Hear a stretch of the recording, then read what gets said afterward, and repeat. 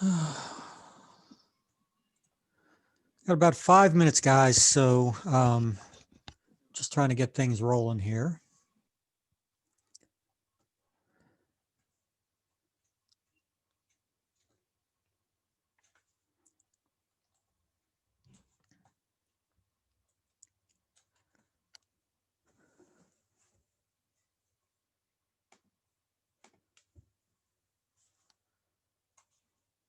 Okay.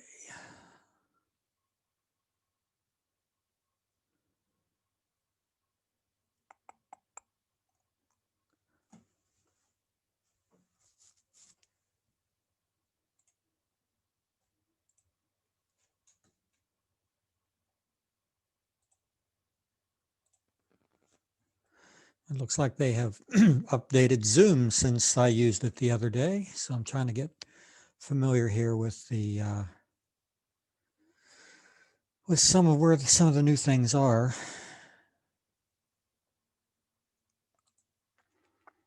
But we'll wait until everybody's in before we really get rolling. So it looks like one of you is, I hope you're not driving. I hope you're a passenger. Passenger. Okay, good. At some point, will you be somewhere, or are you going to be driving the whole time? Yeah, I just was coming off of campus with my mom, so I'll be home soon. Okay, no problem. The only drawback, I mean, today won't be a big deal. Normally, watching class on a phone as opposed to a tablet or a laptop or something like that is a little difficult because it's harder to see, but today won't be an issue. So no big deal. So we've got 5 in, 6 in, and I think we have a class size of about 14. It's still only 4:27, so we'll give everybody a few minutes to. And we don't have to do it right this moment, but I am going to have everybody activate their cameras at least for a while. We'll talk about that kind of protocol and etiquette as we get in and explain. So today's really going to be more about, I mean, we will get into a little bit today, but a lot of it's going to be more about how this class will operate, how you can figure out where you stand at any given time, how the grading works and all of that. And we'll give you a pretty good idea for what we're going to do pretty much every week. But I don't want to get too far ahead of myself, like I said, because we've got about 8 people we're waiting on yet.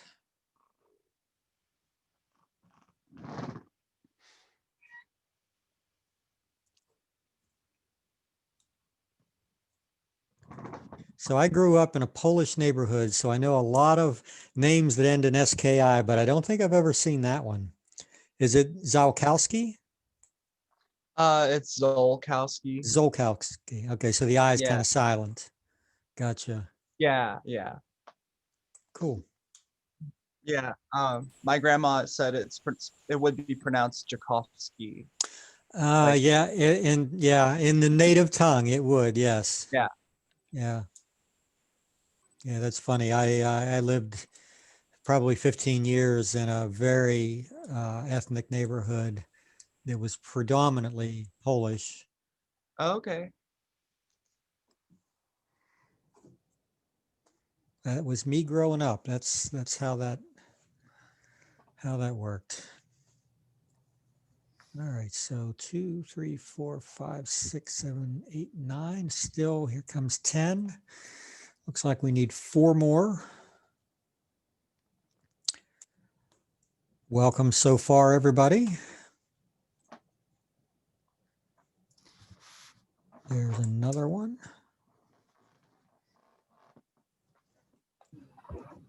10, yeah, we need 4 more.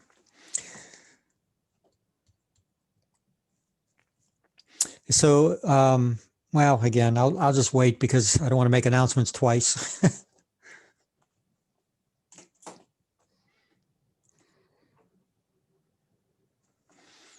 So let's see. So I don't think I know any of you. I know my other class, Photo 2, I've had all of those students in this class in previous semesters, but don't think I know any of you guys. So I hope you can. There's always a few that surprise me and do way better than I expect for this class, because this class is it's a pretty basic class, although you're going to find out that it's not as basic as you might hope.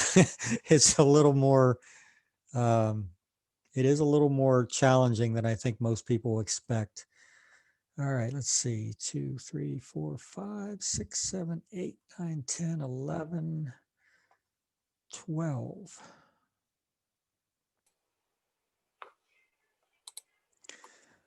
All right, so we'll just give another minute or so here. We're after 4:30. There's one more. We were only missing one or two. I'm glad you guys all got the announcement about the delayed class. Sorry about that. I was expecting to be home here by 1 o'clock at the latest, and I literally just walked in the door 15 minutes ago. And unfortunately, oops, somebody's not muted. Unfortunately, I'm not able to send an announcement on Sakai over my phone. So I had to call my girlfriend who is here and have her go in, and she doesn't use a desktop computer at all. So that was like the blind leading the blind, me not being able to see what she's doing and her trying to find out how to make that work and send that announcement. So I'm glad everybody got it.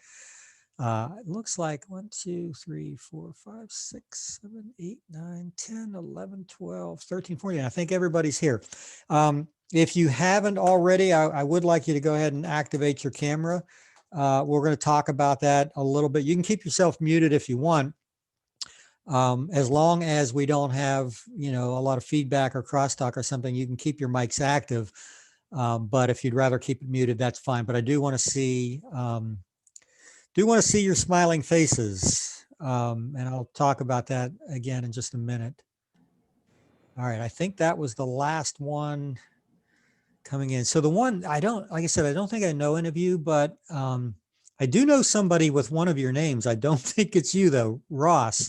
I know a Ross Salvatore, but I don't think it's you. I don't think so. Anyway, what are your parents' names?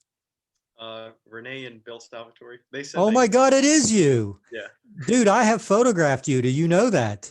Yeah, you photographed me as well. I did. Yeah. Oh, my mom's Sherry Kellis. Sherry, yes, Yeah. I did her wedding. Yeah. Also, hi Ross. So that's cool. I didn't when I saw your name, Ross, on the list, I made the connection, but then when I saw your face, I'm like, no, that's not him. You've really changed. Like you've changed a lot.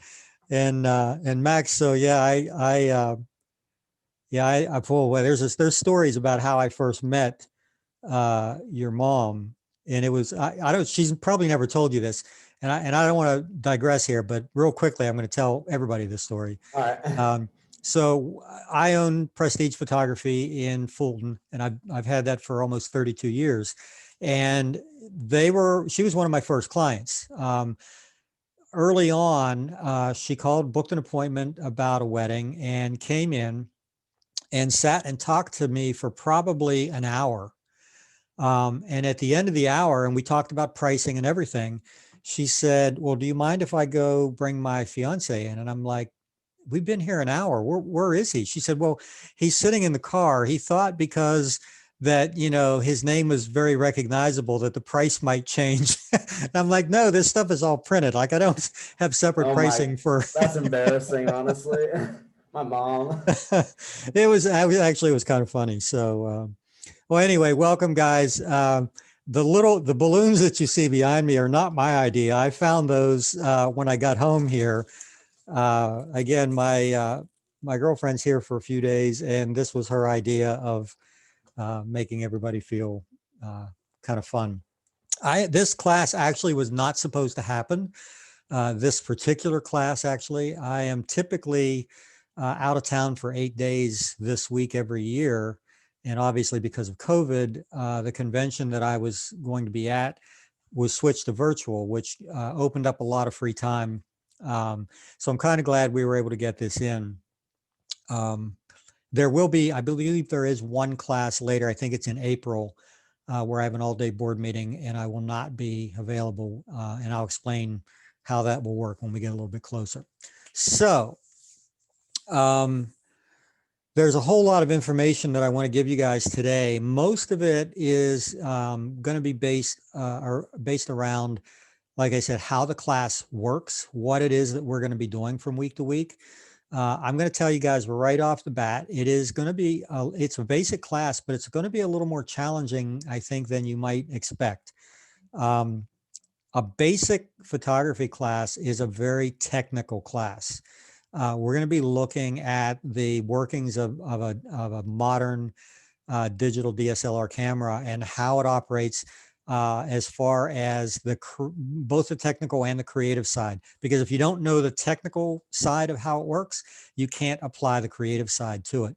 So we're going to look at exactly the controls that you have on a camera. Most of you probably have been, if you are using a DSLR, you're probably used to shooting it in automatic or program mode or something like that. Others are probably just, playing with cell phones more than anything else. Well, we're going to do this individually here in a few minutes. I need to get something up on screen. For me, I'm working with a couple of screens here and I need to be able to take notes as well. So let me just get that set. And then we'll move on. Okay. I'm going to, okay. So as far as the cameras and the audio, we'll talk about this in a minute, but especially early on in the semester, there are really only two things that I can grade you on. And one is the assignments that you turn in, and the other is your attendance. Even though these classes are recorded, obviously there's a difference between watching it recorded and being here live and being able to interact and ask questions and so forth. Please use the recorded ones for two things. One is a refresher if you aren't sure about something and you want to go back and look it over and make sure you know what we're talking about. And two is if for some reason you absolutely cannot make the live class, you can watch it later, but be aware that that counts against you as a missed class. And there are points taken off for that. And we're going to talk about how that point system works in a minute. And the reason for that is, again, we seriously need, especially meeting this way, to build some energy, which is really tough to do. I know you guys are all used to doing Zoom classes, but with this class especially, which is it's scheduled as a 2.5-hour class, it is so hard to just keep you guys awake. So we're going to try to engage back and forth. I want to hear your voices as much as possible at any time. If you have a question or you want me to slow down on something or repeat it, unmute your mic if it's not already and tell me to do that. I would rather have 10 people raise their hand to answer a question and get it wrong than nobody raise their hand at all. You know what I mean? I'd rather, I just want to hear, I want that interaction. And I want to hear when people answer questions, whether they answer them correctly or incorrectly, it gives me a really good idea and a good insight into your thought process and where you are right now. So with that in mind, I'm going to bring up a screen. I'm going to share my screen here in a second. And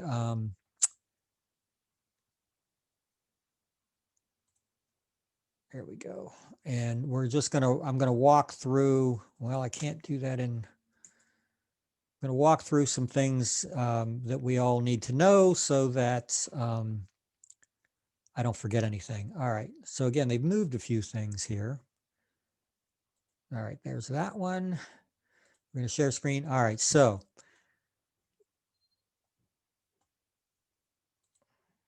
you should be seeing a screen that has a title slide, photography 1 through R285, correct? All right, good. Some of you are at least. So if some of you are, you probably all should be. All right, I'm not going to run this in full screen mode. because when I do, I lose track of my cursor. There's some really strange anomalies about certain programs in Zoom. So what I'm going to do once I get you guys in gallery mode here. Yeah.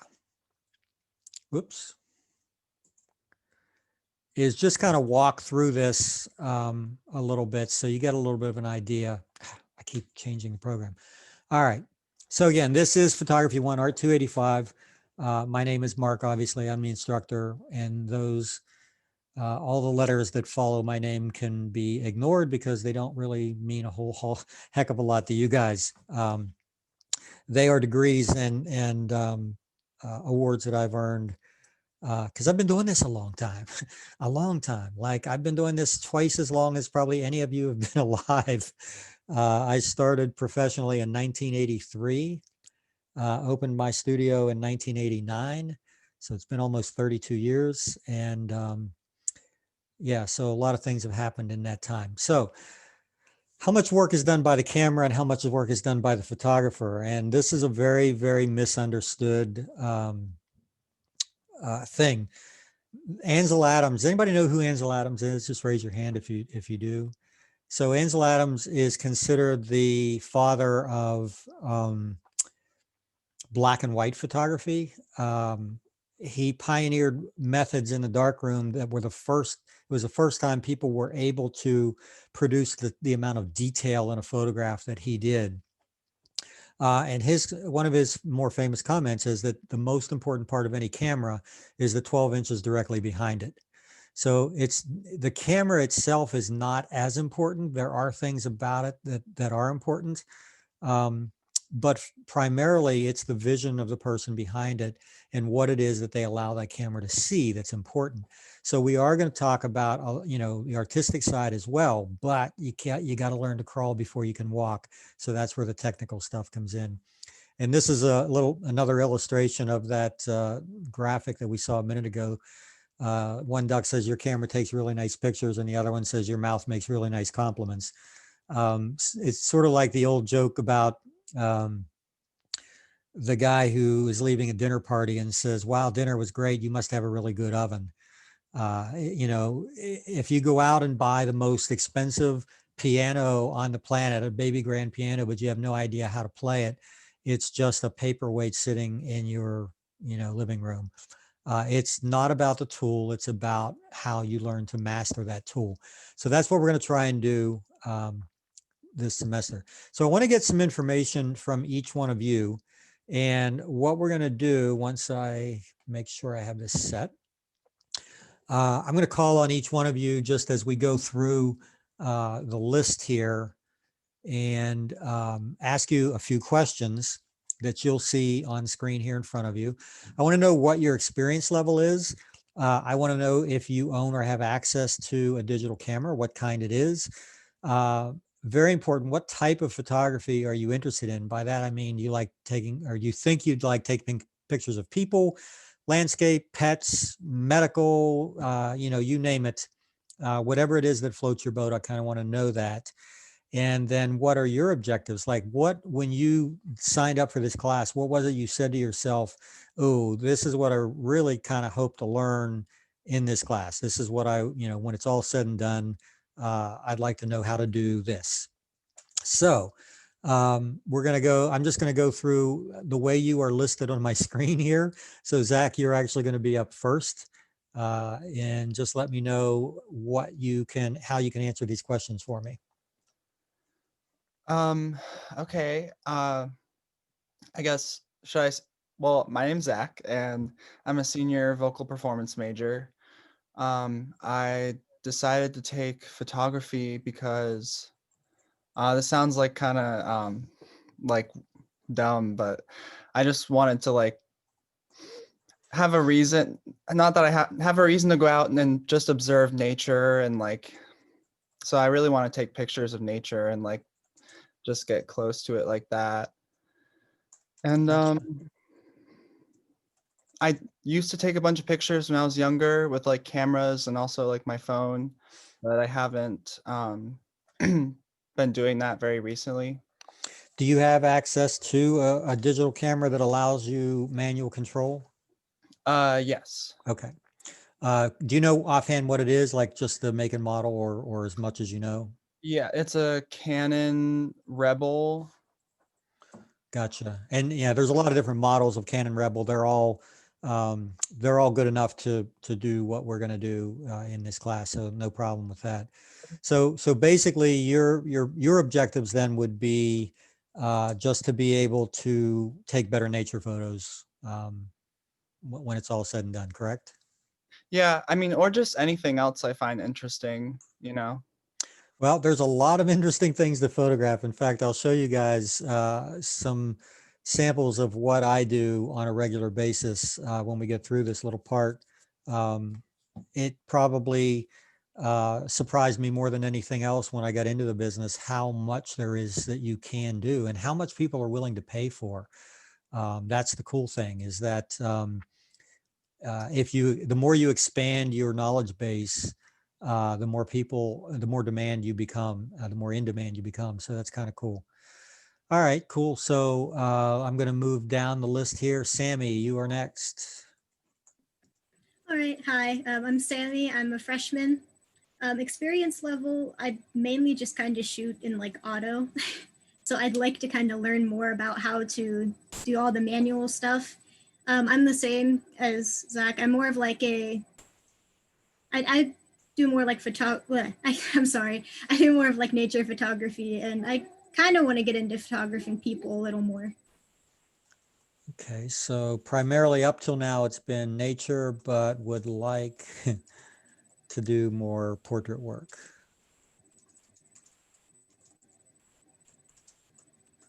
Which is it's fun, but it's tough. People have, photographing people is a very, very unique little niche. It's a big niche actually, but it's very unique, more so than any other type of photography that you can do. When I first got into photography, I didn't think I wanted to photograph people at all. Because I didn't like dealing with people. I thought, I wanted to do like still lifes and products because those things don't talk back to you. The problem is that they also don't have checkbooks.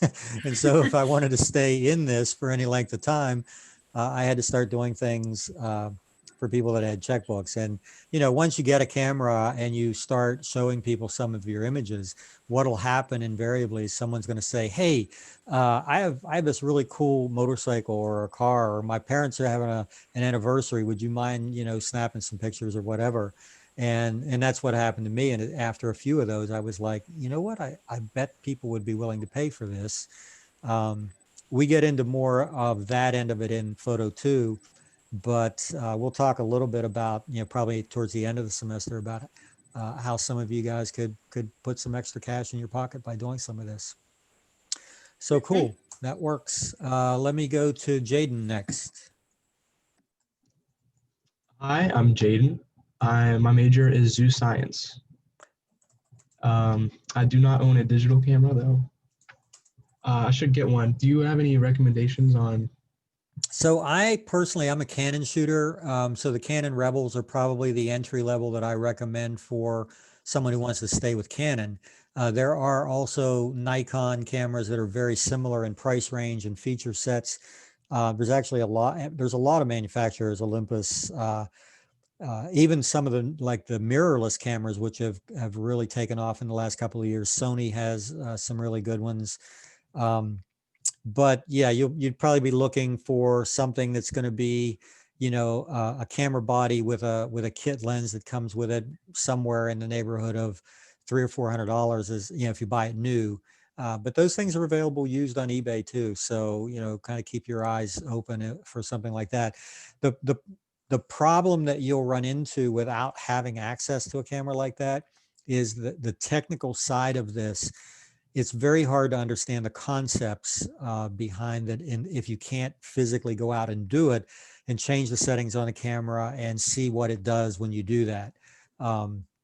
You can look at examples all day long, but until you do it yourself, it's a tough thing. So if it's at all possible, I would recommend, getting one. If not, at least either borrow one, or if you know somebody well enough who's in this class, you know, you can work together and, you know, both of you use the same camera or something like that.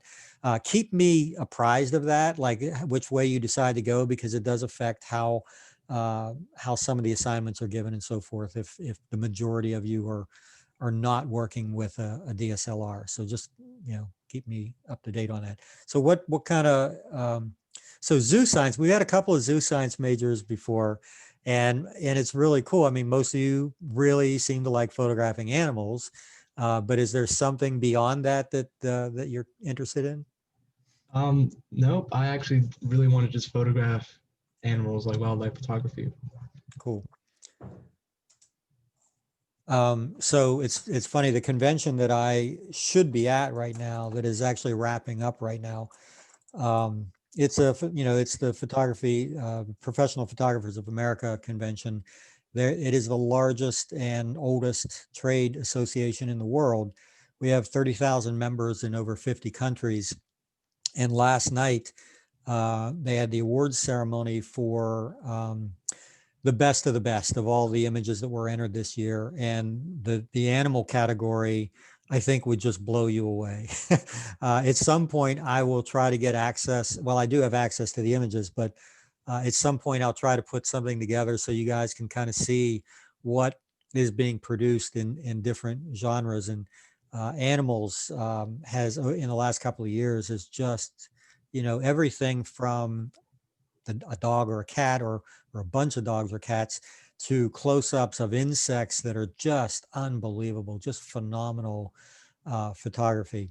So yeah, it's a niche for sure, but it's not, there are not that many people doing it, which is a good thing. So it's easier to stand out in that arena. So cool.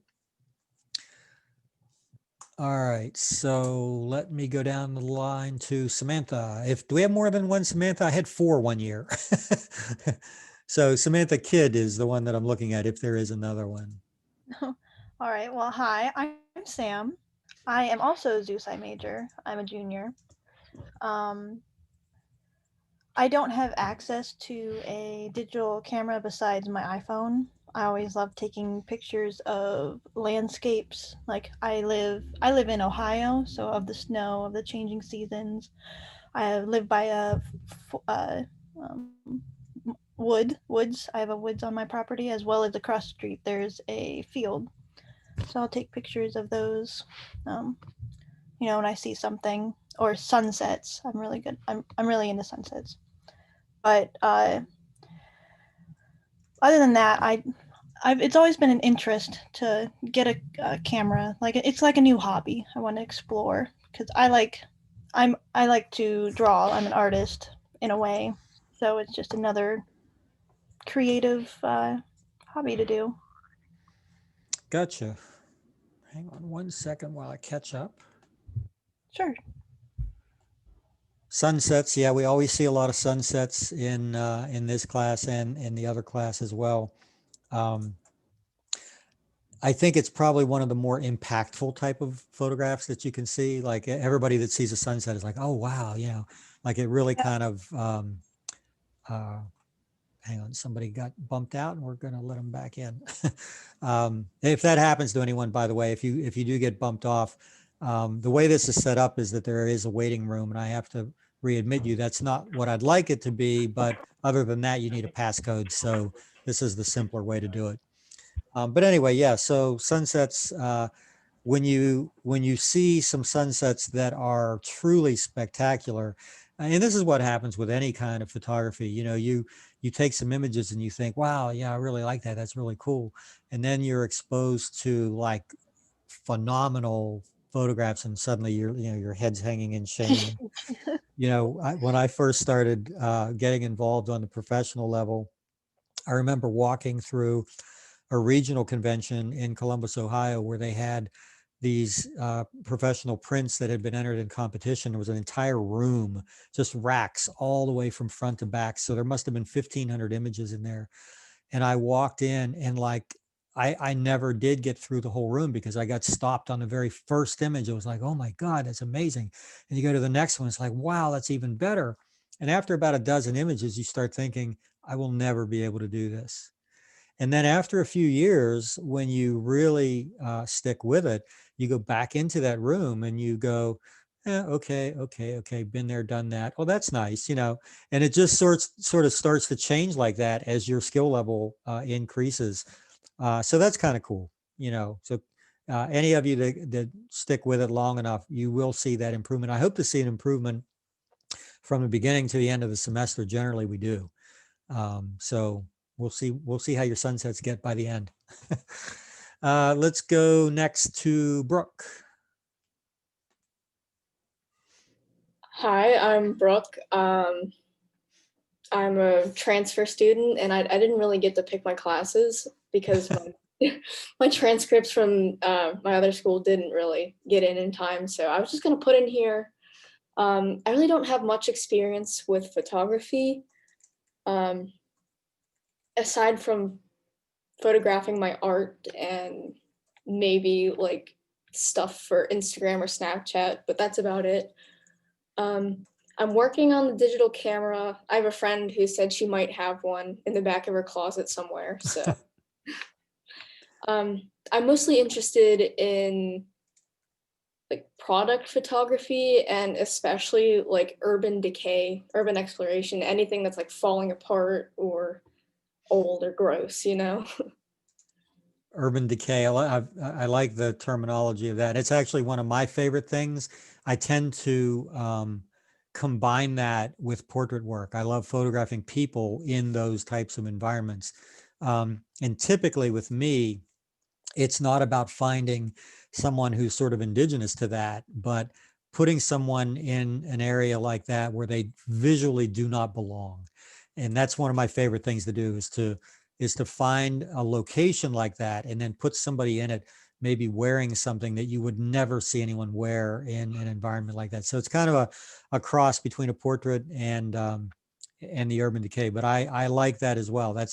There are some techniques that hopefully we'll get a chance to show you by the end of the semester for taking images like that and tweaking them a little bit to the point where they really pop.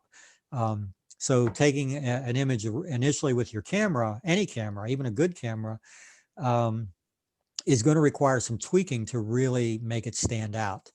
So hopefully we'll get a chance to show you some of that as we go on too. And product photography too is kind of, again, very, very difficult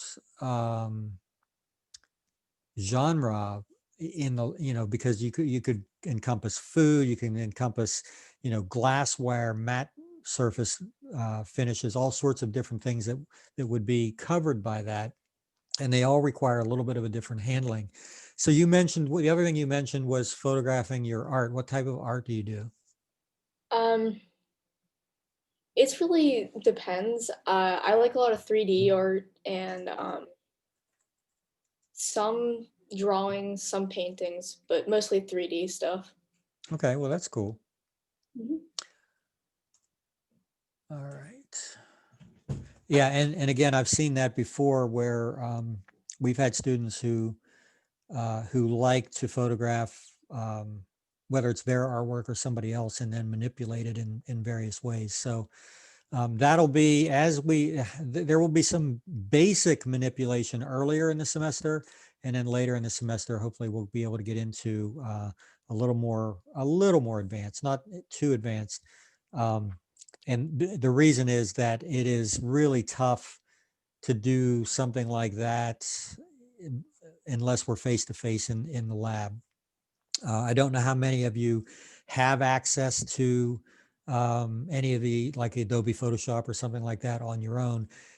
Some people do, some people don't. And if you don't, then the computers at school are really your best bet. And I can show you all of that stuff via Zoom, but if you can't actually go do it, then, that just makes it really tough. So hopefully we're going to be able to, at some point, maybe the second half of the semester or something, we would be more face to face, but we're not going to do that until it's safe. And I don't know about you, but I do not really relish the idea of a 2.5 hour class wearing a mask, especially if I'm the one, that has to talk through that. So we're going to hope that this vaccine works its way through very quickly and gets us up to speed. It's time to get back to life. So hopefully that's what's going to happen. Let me get down to Caleb next. Hi, can you hear me? Yep, we got you. Hi, I'm Caleb, and I am a freshman ZooSci major. I really don't have any much experience at least. I like to take pictures on my phone. I have a camera, but I don't really use it too much. So, and I like to take pictures of nature, pretty much, a lot of that nature stuff. The camera that you have that you don't use, do you know what it is? Yeah, it's like an old Samsung camera.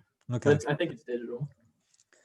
Yeah, the only issue with something that's a little older is or an off brand like that a little bit is that it may not give you access to the manual control that you need to really understand how all this works.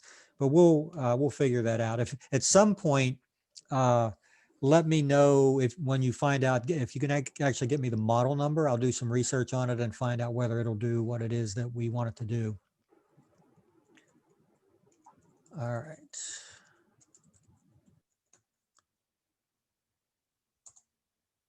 All right. Well, that was pretty easy, pretty quick. Let's go to Hannah.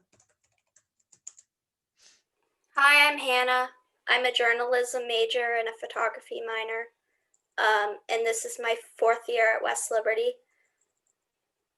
Currently, I don't have access to a digital camera, but I'm working on getting one. The only type of photography I've ever really done is like nature photography. My objectives for this class are probably to get better at portrait photography, because I'd like to start photographing people. All right, cool. Any people in particular? Like a lot of there are little subcategories there. Some people really love working with children. Some people really love working with, old and craggly looking, character type faces and things like that. Is anything in particular or just people in general? Just people in general. So yeah, and then there's street photography too, which is really fun, like shooting people that are unaware or people that you would just find somewhere and you think they're interesting or whatever. That can be kind of fun. So the one thing that I always tell, especially this class, because there will be an assignment, we're going to do an assignment every week. I try to keep it fairly light because I know that, you guys have most of you have a pretty heavy schedule, and basic photography is not really at the top of the food chain there. So I try not to overtax you, but I do want you to work through this and submit something every week. And now I totally forgot where I was headed with that. It was something about we were talking about street photography. Oh, well, if it comes to me, it's a little bit of senility creeping in there, just so you know. Yeah, portrait work, street photography.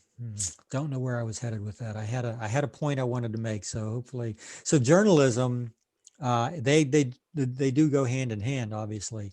Yeah, journalism and that's why I chose it. photojournalism. Yeah. So you might really find that, because of the journalism aspect, you have more of a calling towards not necessarily newsworthy photographs, but more candid, more real, more, things that you're observing rather than creating. Mm-hmm. So that's cool. But portrait work is it's an offshoot of that. If you can do that, you can do a lot of other things. Like I always tell people, if you can shoot weddings, you can probably go into combat and never even blink. I did weddings I did a lot of weddings for probably 35 years. And now I only do weddings if it's very, very unusual or unique, or you're going to fly me somewhere warm in the wintertime. That's my criteria for weddings. I'm done jumping over church pews and dealing with personalities, which is not always the bride, which you might think I'm talking about, bridezillas. I really had, I mean, I had a few of those, but by and large, it was generally somebody else. It was the mother of the bride or groom, or the minister, or a caterer, or a decorator, you name it. Those were the people that caused me a lot of issues. So there's nothing that you can photograph that puts you under fire more than doing that. And a lot of people have done one wedding and quit. So that's the most extreme type of people photography I think you can do. All right, let me move to Max. Hi, everybody. I'm Max. I'm a freshman and I'm a business major here at West Lib. And I have like 4 years of photography. I started like my sophomore year of high school. And I also did 2 years of videography with my brother because he has a like a multimedia business. And I've actually only shot in manual. Like I never use automatic because I feel like automatic, the pictures just don't look as good to me. I don't know. I'm weird about that. But I have a Canon Rebel T3i, but it's the European model. So it's the 600D. And I've taken nature photography. I've taken street photography. I've taken photography of people. If I think it looks cool, I'll take a picture of it.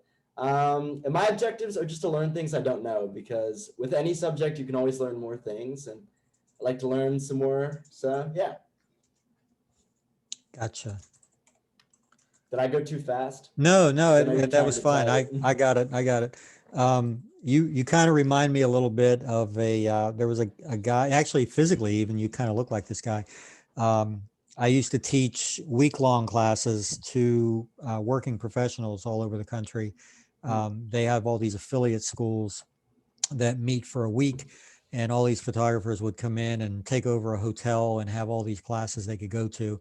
And I taught primarily, I taught photography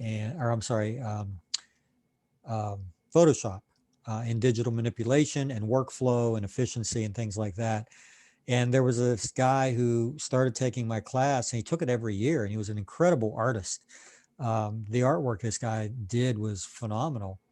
And he would sit in the back of the class and during most of the week, just work on his own stuff. And I asked him once after like the 4th year, I said, dude, like you could teach this class. Why are you taking it every year? And he said, because every year there's one thing that I didn't know. And he said that one thing is usually worth the price of admission. And sure enough, during each week, at one point, he's in the back, and these were in the days with big monitors, and desktop computers. And I would see his head pop up above the monitor like a gopher or something, and it was like, yep, I know that's the one thing. He just heard that one thing. And you're right. You can always learn more. Just because I've been doing it for a while, I'm not really that good. I've been doing it on and off, so I do have a lot to learn. I'm not going to be that guy. But well, I've been doing it for 40 years, and I still have a lot to learn, I think. I still literally get completely humbled by looking at certain images and have no idea how they were created, or even if I do, they're just way beyond my skill set. So yeah, you never stop learning. I also want to learn more about editing if we're going to do any of that, because I usually don't edit that much. Like I've only edited like 10 pictures in my life, just because like I think if the picture I take doesn't look good without editing, then like I don't want to overdo it too much sometimes. You know what I'm saying? So yeah, a lot of people are purists, like they really want to get it right in camera. I'm not a purist in that. I mean, I do think you have to get certain things technically right in the camera. But I'll tell you that digital cameras are not capable right out of the gate of recording an image that has the kind of clarity, contrast, and saturation that's necessary. There is always some editing that needs to be done to bring it back to where our eye actually saw the original. Digital cameras tend to be a little on the soft side. They tend to be a little undersaturated. So yeah, a little bit of editing to bring that back without going too far. It's like makeup. Like, the best makeup job is when you don't really realize somebody's got it caked all over their face, right? It's there, it does its job, but it's not overly obvious. So yeah, I know exactly what you mean. Cool. Yeah, we are going to get into that. All right, Ross, you're up. So my name's Ross Salvatore. I'm a junior. I'm a double major. I'm getting an advertising degree as well as just a general and comm.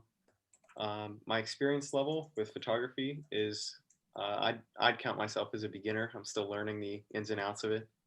I do have access to a digital camera. It's a Canon Rebel, kind of the one you and I were talking about. Gotcha. And I'm interested in more kind of nature photography. And it's more of a hobby right now, but I mean, who knows? I did see that it is at West Lib, it's a minor, so they are offering that. So depending on how this class goes, I might have to switch some things up. So yeah, a lot of people say when you and there is some truth to this, when you change a hobby into a job, it becomes a job. And I won't lie, over the 40 years that I've been doing this professionally, there were jobs that I didn't really want to do. But you did them because they paid the bills. But the good news is that you can always, funnel that down and do, it is easy to do just what you want to do. Maybe not as a general, photography portraits type studio or something like that. You kind of have to be a jack of all trades anymore. But for somebody that wants to do it, maybe make some money at it, but not necessarily do it as a full-time occupation, that's where it's easy to really specialize. And in fact, the more specialized you are, the more of a niche you have, and the more unusual something is that you do, the easier that is to do. So I do know people that specialize very, very well in nature photography only. I have one client of mine who's a photographer in Pittsburgh who all he does is travel the country, well, North America in general, and visit national parks and photograph all these incredible places in national parks. And then I help him do the editing so that we, tweak those images as much as we can. And then he makes a great living, everything from art shows that he attends, where it's a cash and carry thing and people just carry off prints that he's made, to having large acrylic photos done in a hospital, which there might be 40, 50, or 60 pieces. And a job like that can carry you a long way, because that's a pretty expensive thing to do. So yeah, you just have to kind of figure out where your vision, where your path is. Anybody, including you, anybody who thinks you want to, at some point pursue something, I'll be happy to give you any advice I can as far as what is probably doable and what isn't. There are a lot of things that used to be doable that are a lot tougher now. So we'll just leave it at that for now. Sierra, you're up next. Hi, I'm Sierra Stevens. My experience level would be beginner. I have a Canon EOS. The kind of photography I like to do is like street photography and like portraits, and I just want to learn better editing. Well, you're in the right place. Like I said, I really want to get to the point where when we get into editing and things like that, that we're doing it in the classroom, so that I can sort of walk around and see what you're all doing. It's demonstration is nice, but it won't get you there. So yeah, we're going to see how it goes here in the first few weeks. We will not be meeting face to face in the short term. I will tell you that. We are going to do Zoom classes until we get a little bit further down the road, or it just becomes, I did all of last semester. I did this class the entire semester this way.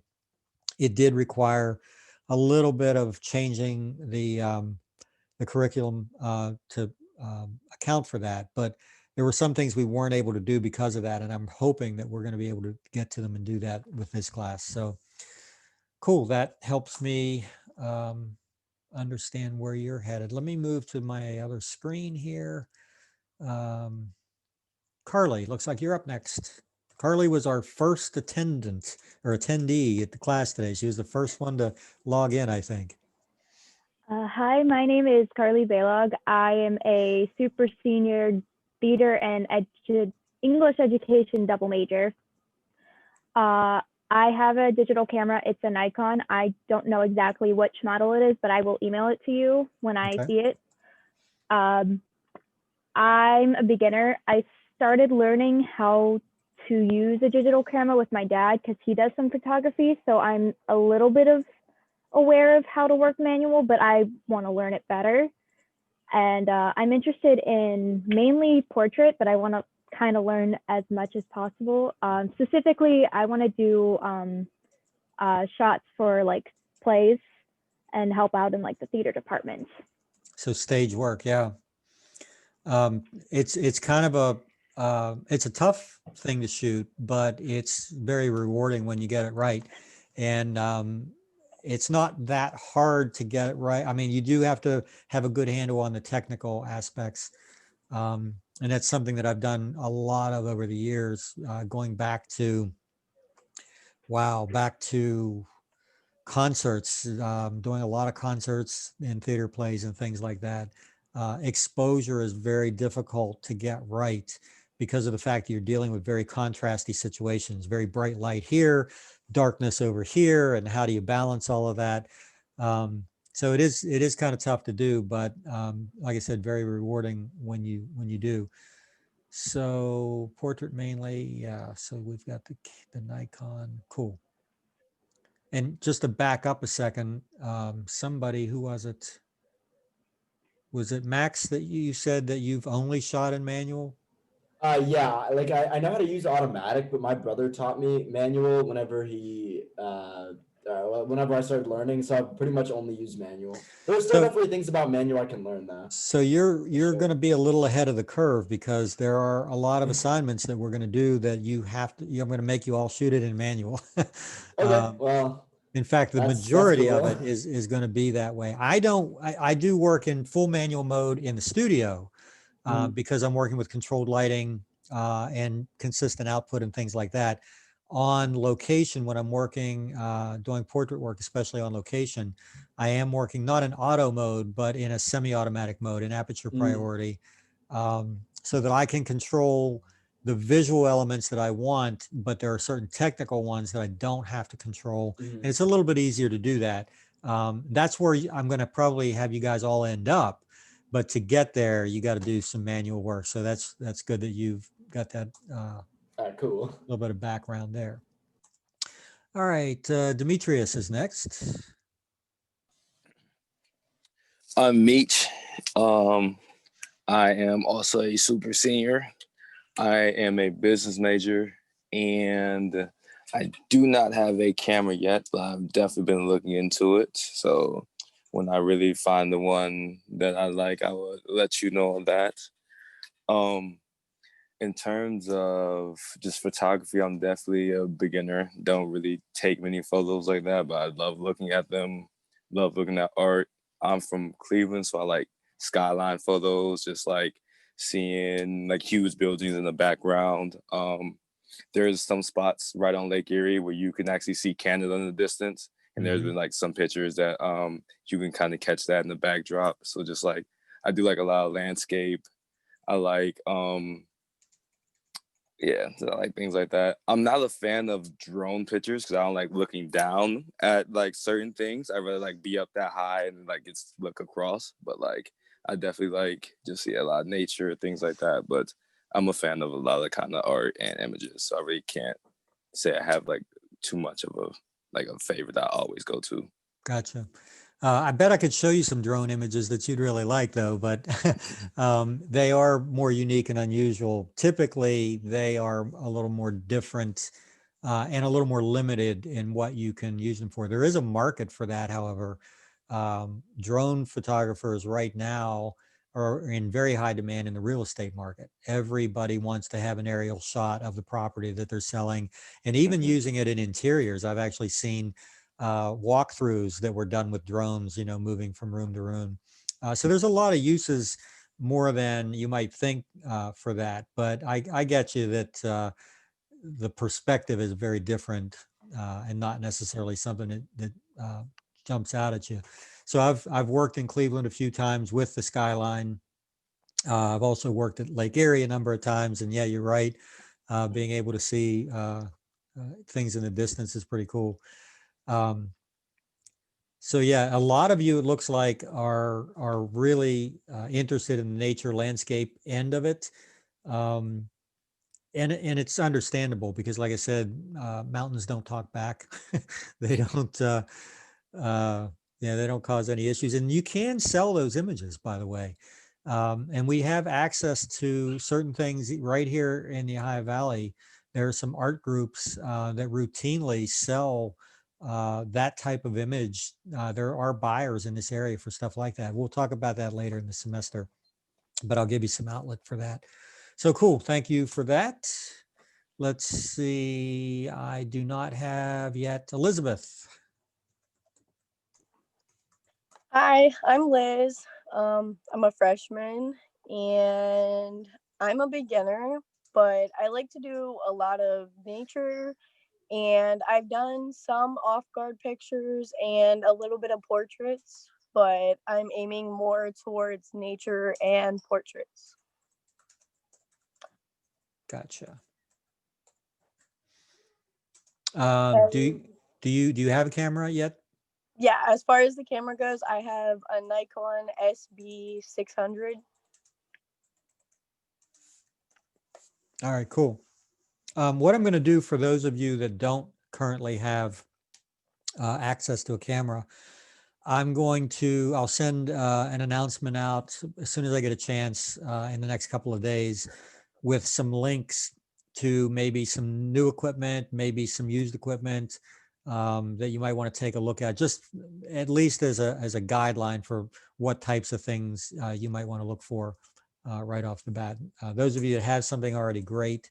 If you don't, we'll see how we can work around that.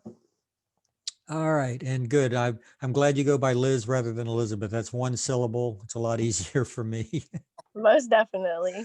Somebody else, oh, Sam, yeah, Samantha, same thing. One syllable, I'm good with one syllable. Oh, somebody's got a cute little doggy. My little doggy that I just got is, I think I just heard him go out the door. He gained a lot of weight this week. He now weighs 2.6 pounds. He's about literally like this big. I'll show him to you guys at some point. Savannah, are you there? Yeah, I don't have a camera on my laptop. Okay. That's fine. What we'll do, so with you, it's going to be a little trickier if that stays that way throughout. And I would rather have you work on a laptop than on a phone. You're going to be able to see things a lot better, even if we can't see you. But you could always add a cheap webcam to that too, just a USB webcam. But I would rather have, like I said, rather have you working on that on a bigger screen, if at all possible. So what we'll do as far as verifying attendance, I'm not quite sure, maybe periodically I'll say, are you there? And, you can just, give me a thumbs up or something like that. We'll figure that out as we go along. All right. So let's see where you're at with all of this. Well, I'm Savannah. I'm also a ZooSci major. I don't really have much experience with photography. I used to one year, whenever I was maybe 7, my dad got me a little digital camera so that I could just take pictures of my dogs and stuff. But I go to a lot of concerts, or at least I used to before COVID started. And I think it would be really cool to capture some of that.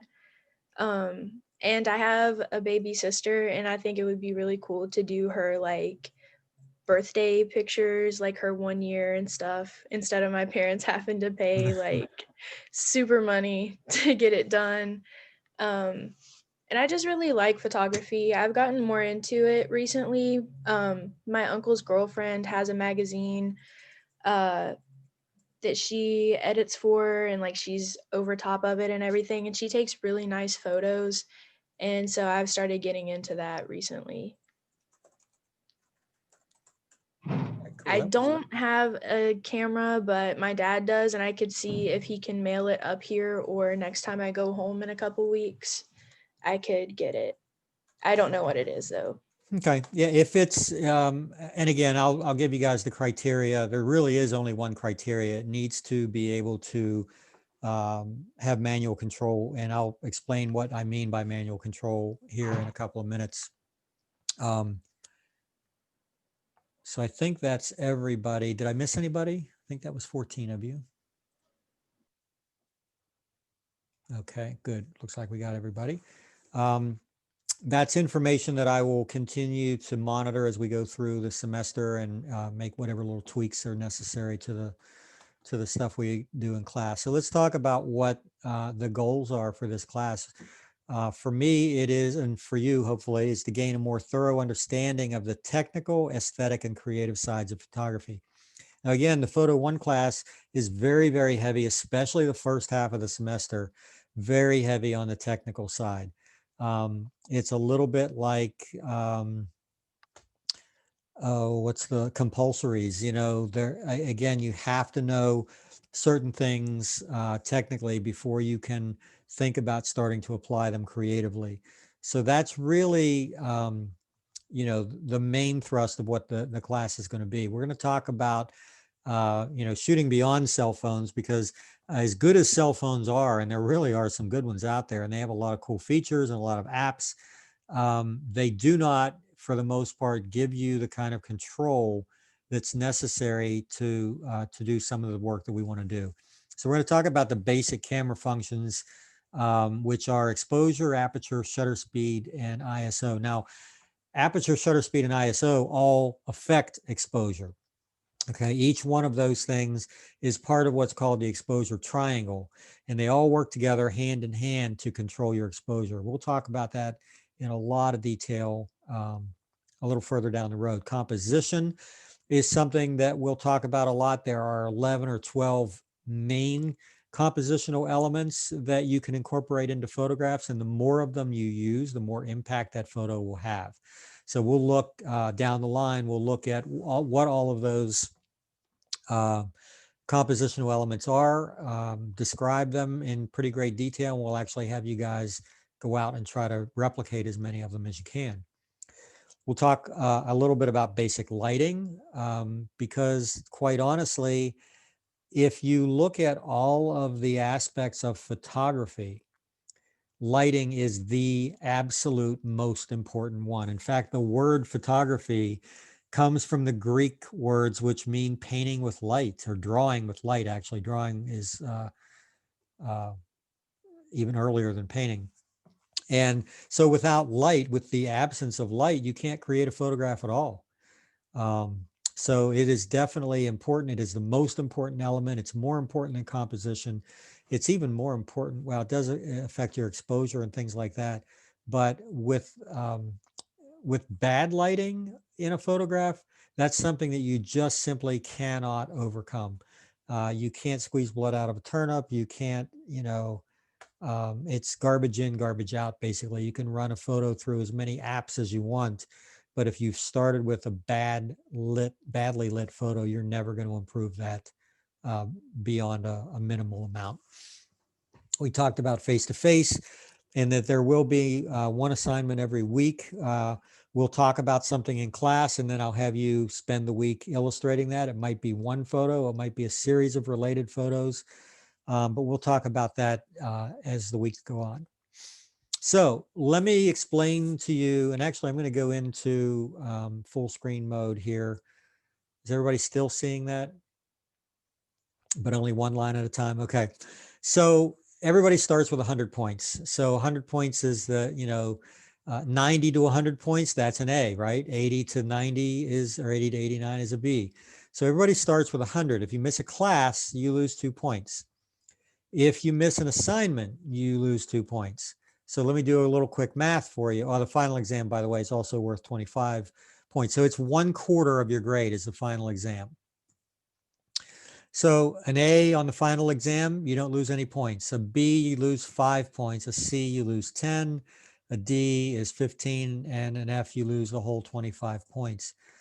So class participation is worth the remaining points. And it's not just class participation, it's the quality of the assignments that you turn in. I'm going to be, I'm not going to grade those on a weekly basis. I'm not going to say, well, you got an A on your assignment this week, you got a B on your assignment this week.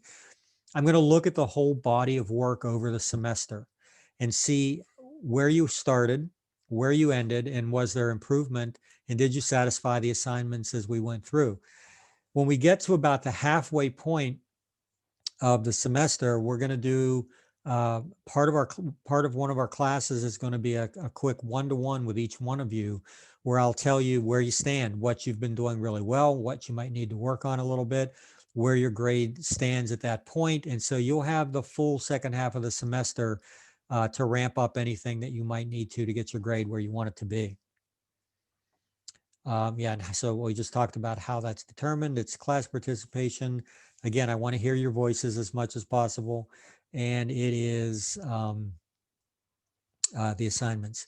So here's how it works mathematically. If you start with 100, but you've missed 3 classes and you missed 3 assignments, you've lost 12 points, which is an 88, which means that an A is no longer possible under this system, even if you participated in class and ace the test. Now, there is a way around that, and I'll tell you about that in a second.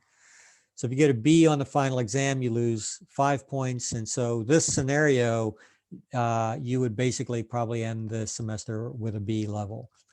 Now, there is a way around that, and it's going to be tied into the assignments. And what we're going to do, the very first thing of every class is we're going to critique your assignments. We're going to bring up each one of your images or set of images, and I'm going to tell you what you did right, what you might want to improve on. And at the end of that, we're going to have everybody vote on what they feel was the best representation of the assignment, and that person gets a point back. And it's not unusual, the people who really put this to work could end up getting 6 or 8 points back at the end of the semester. So that gives you a little bit of flexibility if you do have to miss class, or if you do have to miss an assignment or whatever. And of course, if there's extenuating circumstances, just let me know privately what that is, and we'll try to work around that too. But I wanted to give you some incentive to really nail those assignments, and to really, what I'm looking for in them is something that'll surprise me, something that does what we want it to do, but maybe goes a little beyond. Maybe it satisfies what the assignment is, but if you put a little twist on it, put your own little twist on it, that's something that I really like, and it'll go a long way towards making an impression. All right, let me see where we are here. I tell you what, we are going to, it's 5:30. We've been sitting here for an hour now, and I don't know about you, but I could use a drink of water. Let's take, we probably have about 45 minutes of stuff to go through yet. Let's take about a 10-minute break. Let's come back at let's just say 5:45 to be on the safe side, give everybody a few more extra minutes, hit the bathroom, do whatever. And at 5:45, we'll pick up again and get through the rest. We'll finish on time at 6:30, if not before. All right. And there is my 2.5-pound little mutt. See you guys in a few.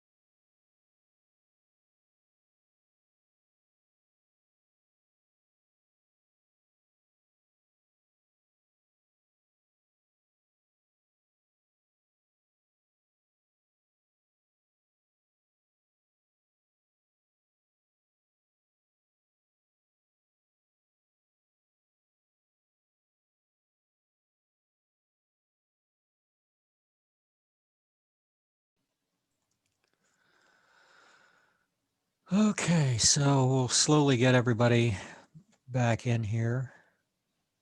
I got to tell you, as much as I hate having to do this way, there definitely are some advantages, aren't there? Like you are done with class and you're done with class, like you're wherever you want to be, you know. I know some of the board meetings that I have to attend normally, you know, it's you fly in a day early, you spend 2 days in meetings, then you rush to the airport, try to get back home in time, hope you don't have any delays. And this way, like meeting's over and you're home. Like that's kind of cool. Yeah, you get paid sitting at your desk, right? Yeah. Yeah, it's, I mean, I don't like you don't have as much energy or interaction this way, but it definitely does have its advantages. So, but obviously we want to get to a point where we can work with the computers that we have access to and do all of that. All right, so let me get back to, I'm going to skip over one little part here, and I just want to give you a little information about where we're headed. Let me share that screen.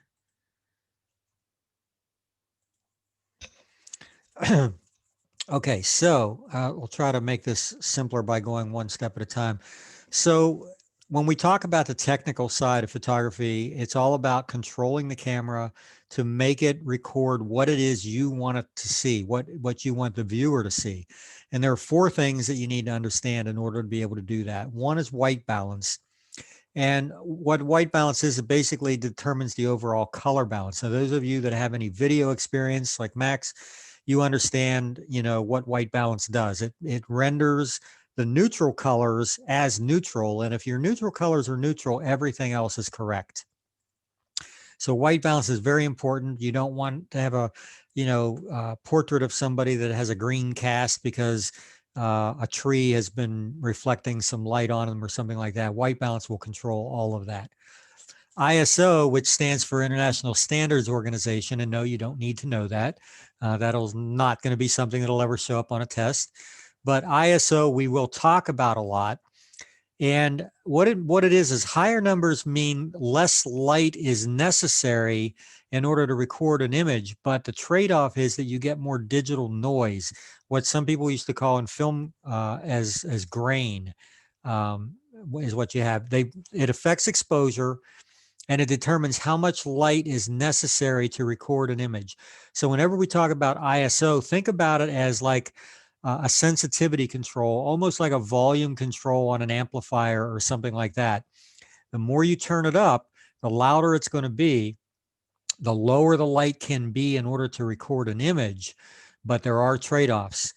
With everything, with all of the camera controls that we have, every time we increase or decrease one, it does affect the image in some way visually. So ISO, what it does, and we'll look at a chart here in a minute or so, it controls how much light you need, but also how much digital noise is in the image. Shutter speed is the next part of that exposure triangle. It determines the length of time that the shutter is open. It also affects exposure and the ability to hold the camera steady. So for example, if you have a very, very fast shutter speed, 1,000th of a second, say, for example, you can hand hold that camera very, you know, you're not going to have any motion that's going to show up, any camera shake or anything like that. If you've ever taken an image that was a little blurry because you think you maybe moved the camera a little bit, a fast shutter speed will keep that from happening. However, there are times where you want a slower shutter speed. That is, as part of that exposure triangle, you can increase the length of the shutter speed to let more light into the camera if you don't have a lot of light to work with. But again, and there are times where you like that because it allows you to record something in the image that you couldn't with a very fast shutter speed. We'll look at examples of that coming up. And then the fourth part of that is aperture, or what we would call f-stop. That's I'll tell you later on why it's called f-stop. But the aperture is the physical opening of the lens, the size of the lens when you take the picture. Now, this is what a lot of people don't realize, but let's say your lens is this big. That's the diameter of your lens. When you're looking through the camera, it's wide open, okay? That's what it's going to look like, physically the widest it can be. But when you take the picture, depending on how the camera is set, if it's not set at the widest, if it's set at an aperture that's much smaller, very, very quickly, that aperture closes down, takes the picture, and then opens back up. So visually, you don't really see it happening when you take the picture, but it does affect how the image looks visually. And we'll talk about how each one of these affects the image visually. So it's the diameter of the lens opening, it affects exposure. And then the other term that we want to learn is depth of field. Depth of field is nothing more than how much of the image is in apparent sharpness. And the reason I use the word apparent is because focusing a camera is very much a two-dimensional thing. If I try to get this thing off of my head here to use it, but if I focus my camera on this balloon, okay, it's sort of like a pane of glass, sort of like, they talk about that imaginary glass that comes up from the goal line when you're crossing the end zone, and all you have to do is touch that plane to score the touchdown. Well, when you focus a camera, you're very much doing the same thing. You're focusing on a very definite plane across your field of view. But things behind and in front of that point of focus can also look like they're in focus. They're really not as much in focus as that one piece. But based on the aperture, the smaller the aperture, the more apparent focus we're going to have in front of and behind this image, or behind this focus point. So that's what I mean by depth of field. Depth of field simply refers to how much of the image is in focus from front to back. All right, I'm going to get out of that for a second just to see where we're headed. Okay, so let's look at the individuals, the pieces of this one at a time. White balance, if white, gray, and black are correct, everything will be correct. And just so you know, white, black, and gray, as far as photography is concerned, that is all the same color. As far as Adobe Photoshop or any image editing program is concerned, black, gray, and white are the same color. We'll talk in more detail about how that works when we go through it, but I want to keep today just a little bit more on the simple side. But just be aware that if you make the neutrals neutral, everything else is good. So if you have a digital camera, if you're looking at the LCD on the top of the camera, you'll see all of these little icons, and you might wonder what they're for.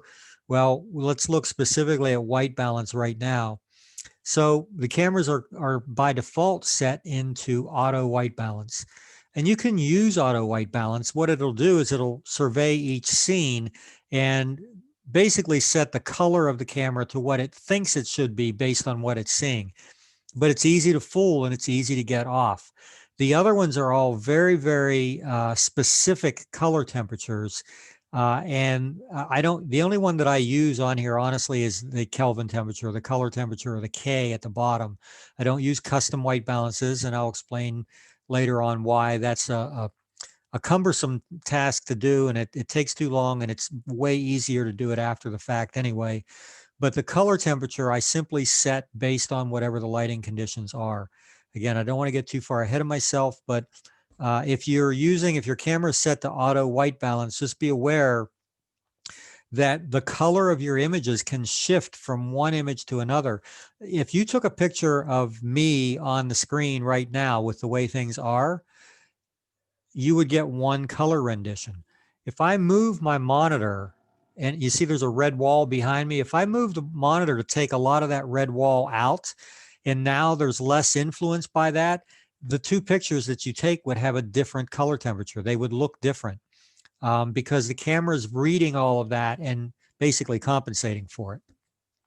So auto's fine as long as you do some things that we'll talk about down the line that will allow you to adjust those a little bit more easily.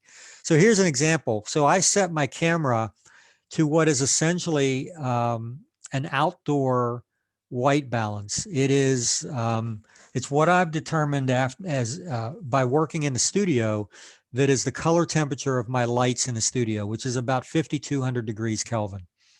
So when I set my camera that way and I go into a church like this, the actual light temperature in this environment is more like 3,200. It's like 2,000 degrees warmer or different than what my camera is set for. So this is what will happen. On the back of my camera, I'll get an image that looks like this. Well, the good news is because I'm shooting a RAW file, which is something we'll talk about a little later, I can easily go in and with one mouse click, bring that image back to what it should be and what my eye sees, which is the lower image here. So white balance is nothing more than telling the software, hey, this right here, this is something neutral. What in this image is neutral? And we said black, gray, and white were neutral. What do you think I might have used to make this image snap into proper color? Anybody have an idea? I'm gonna, while you're thinking, I'm gonna get rid of these balloons which are attacking my head now. Do you mean which auto white balance you used? No. So the camera, when I took this, was set to the Kelvin setting, which recorded an image on, or showed me an image on the back of my screen that looked like the upper left.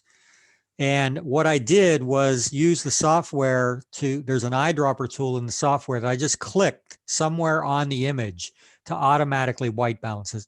So what do you think I might have clicked on to bring the color back to normal? Was it the walls? Like the white walls on the left and right? You could have. They actually have a bit of a color cast to them. They're not quite, the archways themselves have a little gray to them, but the walls have a little bit more of a pastel look. What about the carpet in the middle? There you go, the aisle runner. Now, the cool thing is, or the thing you have to be careful of, is that to use something in an image, it has to have detail in it. So I couldn't have used, let's say, the very top of the altar in the front because it's so white that there's probably no detail there.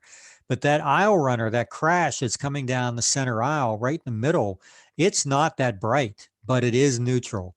So there's a couple of other things in there too. The steps on the front of the altar are very, very gray. They are, in fact, you can go around and click on different things in the image and just see which one gives you what you like. But you're right, the crash, the aisle runner is what I used. Wait, that isn't St. Mike's, is it? No, that's the cathedral downtown. Oh, I don't, okay. So ISO setting again determines basically how dark can it be for you to take a photograph. If it's too dark and your shutter speeds are too slow or the camera is just not recording an image, you can increase that ISO setting in order to get an image. And there are some trade-offs. We'll show you that here in a second. So this is, right after sunset. It's very dark. I didn't have a tripod with me. I travel typically with as minimal equipment as possible. And we had literally just gotten to this resort and I wanted to photograph this swim up bar. And the only way that I was going to get an image handheld without a tripod was to really crank that ISO up. But here's what it did. If you look closely, I don't know how well you can see this on what you're looking at, but look at the sky in the upper left-hand corner on the image on the left, and then look at it on the right.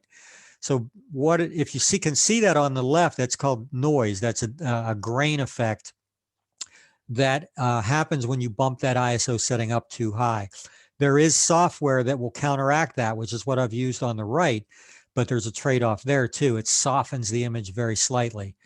You have to be very careful how you use it. But that's the trade-off. Higher ISO gives you more digital noise, more grain. And so there's a closer look at it. You might be able to see that a little bit better. You can see a lot of the little clumpiness, looks like almost like looking through a microscope, like little enzymes or whatever you might see under a microscope that you'll see in your image. And then this is the same part of that with software run that removed it. So let's talk for a minute about shutter speed. There is a hand-holding rule of thumb. So how slow can the shutter be? Again, we're talking about a DSLR camera here, a digital camera.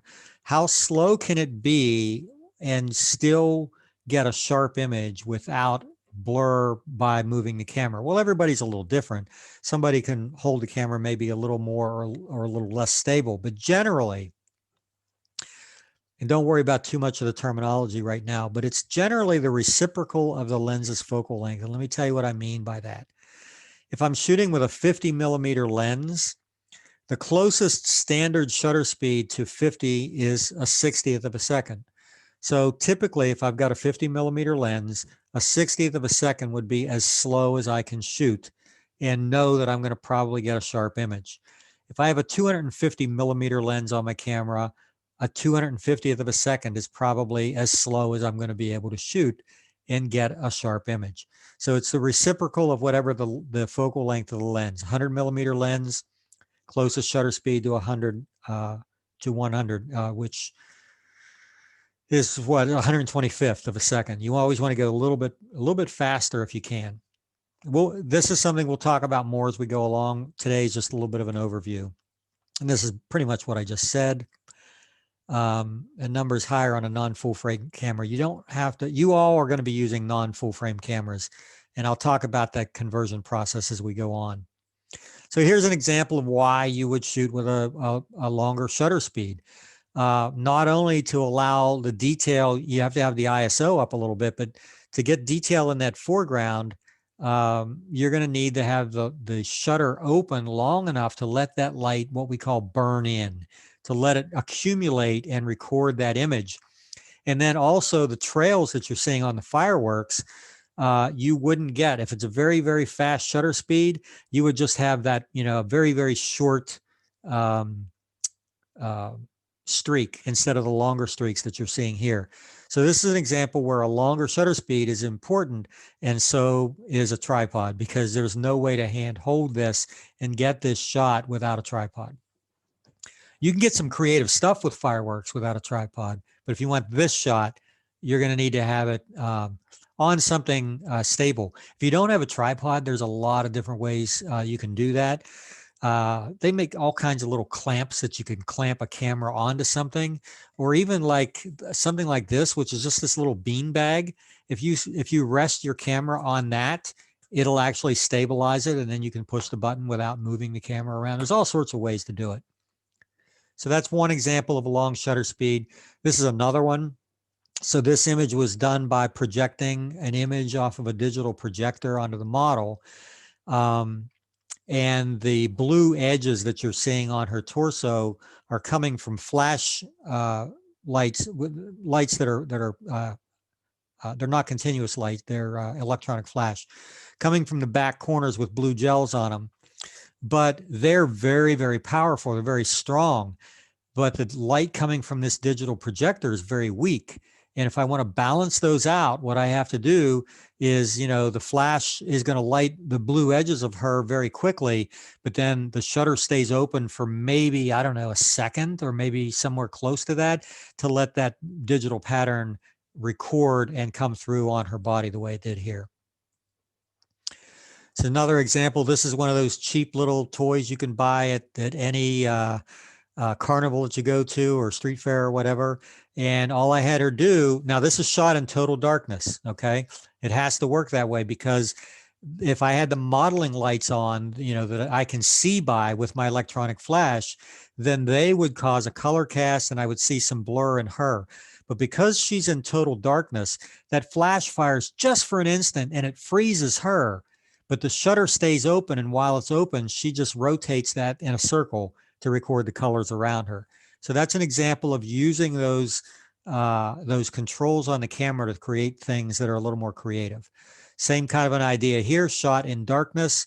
And then once the flash illuminates the edges of her, I went behind her with a red pen light and just over about probably a 5 or 10 second period, created all of that motion with the light pointed towards the camera lens while the shutter was still open. And then the final part of that triangle is aperture, or f-stop.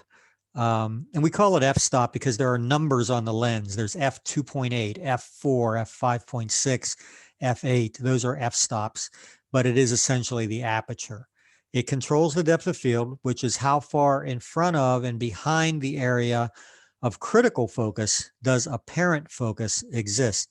So our eyes aren't really good at picking that up. Things look like they're more in focus to us than they really are. If we zoomed in and looked really tight, we might be able to see that, oh yeah, that background's not quite as sharp as we thought it was. So acceptable sharpness, now this does vary based on the lens and on certain other conditions, but typically it's not 50-50. If you're focused here, well, let me get my hand right. If you're focused here, it's not necessarily 50% in front of and 50% behind. It's usually 1/3 in front and 2/3 behind that'll be in acceptable focus. And that's really important. Think about this for a second. If you're at a family reunion and somebody says, hey, Carly, you have a camera. We want you to take a picture of the family. And there's a whole bunch of people and they get together and they form 4 rows.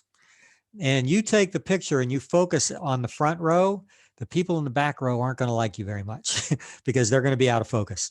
So, but by knowing that 1/3 in front and 2/3 behind is usually in focus, if you focus on the second row, generally the front row is going to be in focus and so is the back row.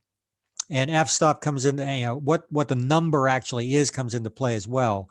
But just keep in mind that 1/3, 2/3 is a general rule that usually works. So higher numbers on your camera, f11, f16, and f22, for example, means that there will be more in focus. And the lower numbers, f1.82, 2.8, 4, whatever, is less in focus or less depth in your image. And here's a real world example of that. On the left, you see this image shot at f8, and the focus point is on that bust, that statue, the head that's on the upper left-hand side. That's what the camera is focused on. And if you look as you go across at f5.6 and f2.8, look at the lower heads and how much less in focus they are in the background.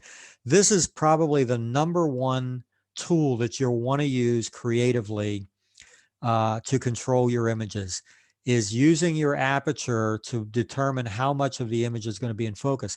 Let's say I'm photographing a person and 30 or 40 feet in the background, there's a garbage dumpster. Now, I don't really want to see that garbage dumpster, but by using this technique, if I shoot it at f2.8 and I focus on that person, you won't even know it's a garbage dumpster. You'll just see this big out of focus blob of something. So it's really important to know how that works. Here's some examples of that. Very wide aperture, very shallow depth of field, focused on the bird, everything else. You don't even know what that is behind. Doesn't matter. When you're working with close-up images, very, very little is going to be in focus. If you look, the point of focus here is probably, I'm going to say, well, maybe that blue, the tip of the blue pencil on the left, or maybe the blue one on the lighter blue one on the right. I'm not sure. But these pencils aren't very long, but you can see by the time you get halfway back them, they're out of focus. Halfway back the pencil, it's out of focus. Again, an idea, you can see what's in the background. You can understand the concept. But what the viewer or what the photographer really wanted the viewer to see here was the expression on this egg. So that's in sharp focus and everything else is thrown out a little bit. Instruments, things like that, really a good way to do the same thing. Not only does our eye go to the sharpest area, the strings on this bass guitar are actually used as leading lines to intentionally take our eyes back there to the subject, which is the hands. And when you do this with lights in the background, this is also the cathedral downtown at Christmas time. You get these really cool little out of focus highlights in the back that are called bokeh. If this was shot with a very small aperture, you'd actually be able to see the detail on the tree and it would compete with the foreground. It would make it more difficult to really isolate on those subjects. But then this is an example of the opposite, where you want everything from foreground to background to be in as much focus as possible. So you'd shoot something like this with a very small aperture, f11, f16, something like that, to get that depth of field all the way through. So it's a bit of a seesaw. As your aperture widens, your shutter speed has to increase in order to compensate. Again, we're just going to really, really gloss over this today. We'll get into this in more detail. And as your aperture closes, your shutter speed has to decrease to compensate. You may also be able to change the ISO in order to keep the shutter speed from changing. But again, it's a triangle thing. So this is the exposure triangle that I was talking about. I don't particularly like this graphic. I think it's a little bit too confusing to understand, but I wanted you to see why they call it the exposure triangle. It's ISO on one side, shutter speed on another, and aperture on the third. I have one that I like a little better. It's this one. So the top two rows in this graphic deal with your aperture, and you can see that at f32, you have a very, very small lens opening, and it's showing you that if you're focused on that person in the foreground, the mountains in the background are also likely to be in sharp focus. But as you go down and your aperture widens, the person may still be in focus, but the mountains go more and more out of focus. So the wider that aperture is, the less the background will be in focus. And if you want to put this in terms that you might understand a little bit better, if you have, if your eyesight isn't the best, or let's say you're in a restaurant, a dark restaurant, you're trying to read the menu, what's the first thing you do? Turn on a light.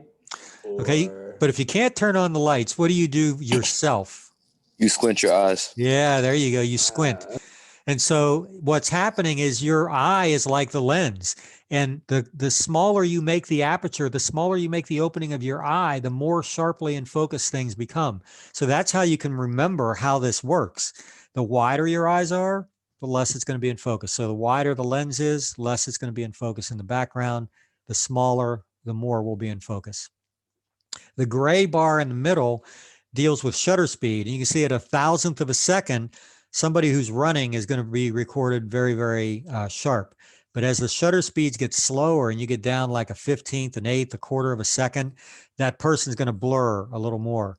So what's really cool about that, again, if you think about it, have you ever seen a photograph of a very, very well-traveled location like Grand Central Station or something like that, and there's no people in it?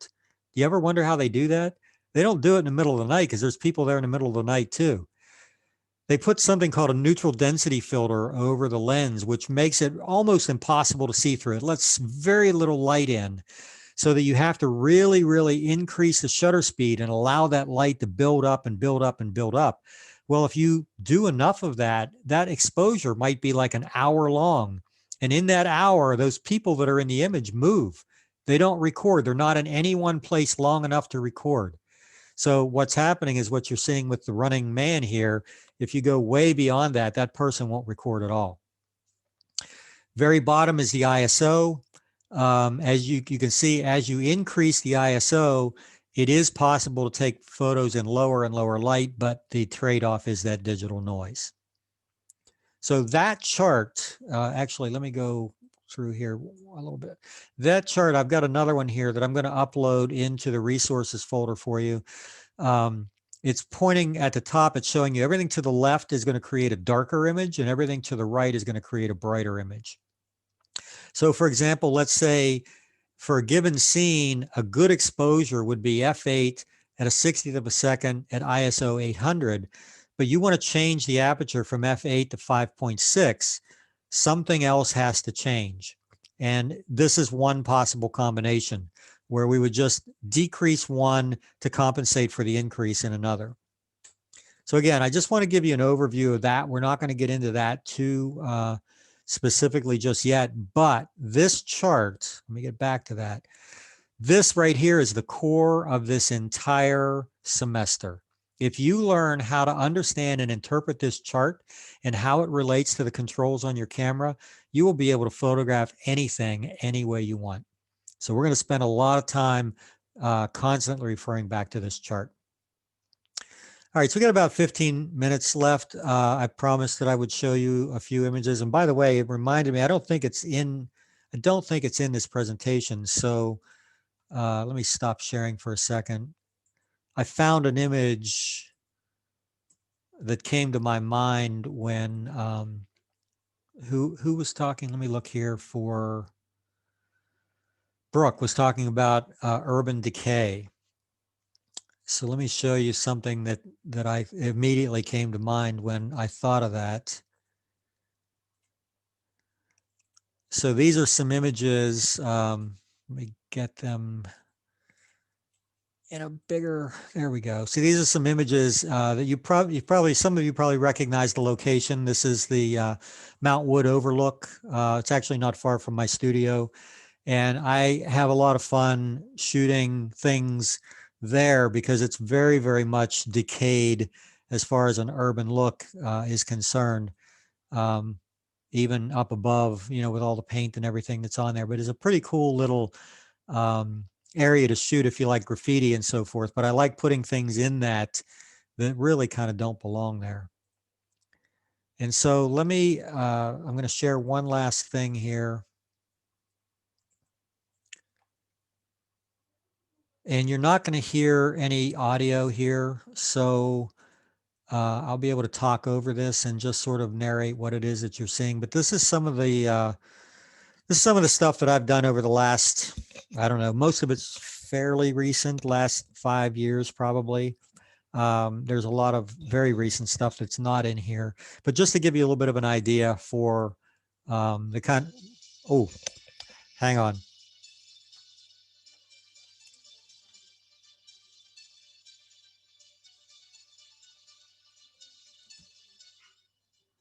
I don't know if you were hearing the audio, but it was blasting in my ear, so I had to turn it down.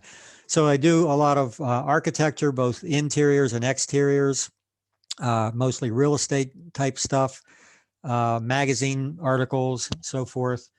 So that's what you're seeing here. These are all commercial jobs that were shot. I actually have to go back in a week or so and photograph this area with family in the wintertime roasting s'mores. This is, somebody was talking about stage photography, stage lighting, very, very difficult, especially in the Capitol Theater, which is extremely bright in the center. Portrait work, this is also commercial work. These are all either magazine articles that were illustrated or, yeah, most of this was magazine stuff. Product photography, somebody mentioned that, so we do a good bit of that. Slow shutter speed to get that fire to record the way it is. Portrait work, but done, whoops, what happened here? Here we go. More commercial tabletop. Hey, you might recognize that. That was done for the cover of one of the alumni magazines. I'm going to stop some of these as, whoops, that's not what I wanted to happen. Let me try to move this ahead to where we were.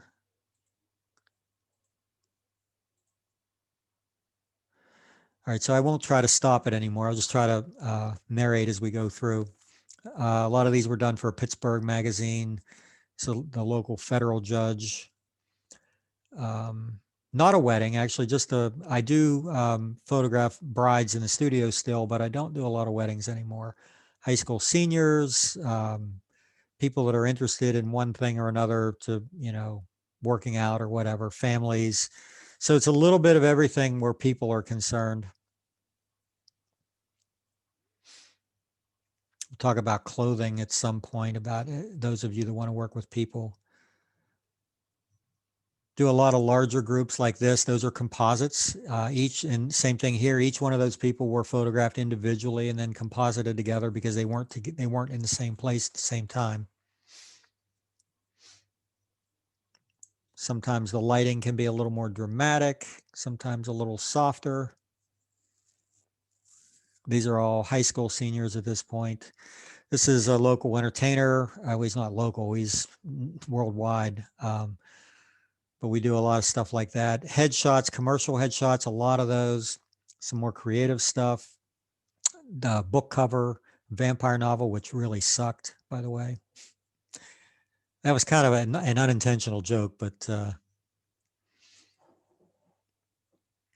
so we did some high school senior portraits in Las Vegas. 2 years in a row, we took some local girls out and photographed them in or around Las Vegas for their senior pictures, and that's what you're seeing here. The Bellagio, Caesar's Palace. general portrait work. That guy had just turned 50. This guy's about the same age and wanted to celebrate that they were in such good shape. Some images from the symphony, local musicians, local craftsmen. A lot of this was done for magazines. And then there's the stuff that you do that might not make money, but it's a lot of fun to do. So I got involved in body art a while back when I discovered the stories that are that a lot of this artwork represents. And as a photographer, that's really what we are as storytellers. So I got really interested in knowing what the backstories were on the tattoos and got interested in photographing people that have a lot of artwork. The idea was to produce a book on it. I did publish a book that includes some of this imagery, but it also includes a lot of other stuff as well. I hope nobody's offended by a little skin, because I do tend to shoot stuff like that a fair amount. Sometimes a lot of skin, sorry. We're college students, it's not a big deal. So a lot of stuff is done in the studio, but I also do a lot of destination work. This is also the Valley of Fire in Las Vegas. It's a cool little place called Nelson, Nevada, which is part junkyard, part ghost town. Bermuda, just some of the cool spots around that area. This is in St. George near the airport. This is just out at Wheeling Creek. This was down by the old, well, they're moving a little fast for me to tell you, but some of the stuff is local, some of it is travel stuff. Place called Tobacco Bay in Bermuda, which is gorgeous. And that's actually Mount Woods Cemetery. That's the Valley of Fire in Las Vegas. Same thing there. Nelson, Nevada. If you ever get a chance, you want to photograph someplace cool, you want some urban decay, go to Nelson, Nevada. Oh my God, the place is amazing. Not only have they filmed a ton of movies there, but a lot of bands have done album covers there. They have a huge book of all the people that have shot there and documentaries and all sorts of stuff. It's really a cool place.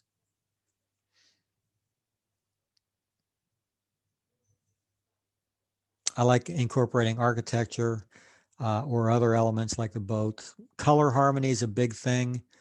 Black and white as well.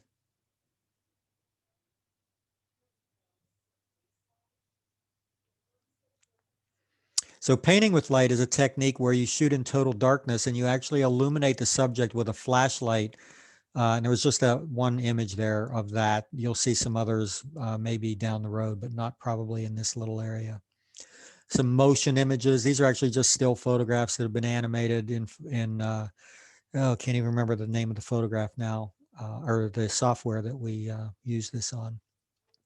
Themed concepts. I do some personal projects for expanding, you know, the creativity. And that's what a lot of these are. Sometimes the model comes to me with an idea. Sometimes it's my idea. Sometimes you can reduce a torso to almost a landscape. That was done for a magazine cover on technology. A lot of comments I would make to you on these images if they weren't moving so quickly, but I don't want to run over here, so we're just going to let these run through. A lot of meaning behind some of these images. The images mostly have titles, which actually gives you a clue as to what the purpose or the meaning of it is. We don't have time to get into that right now, but just want to give you an idea for, this is another, the light projection that I showed you earlier, where we're projecting digital patterns onto models in the dark.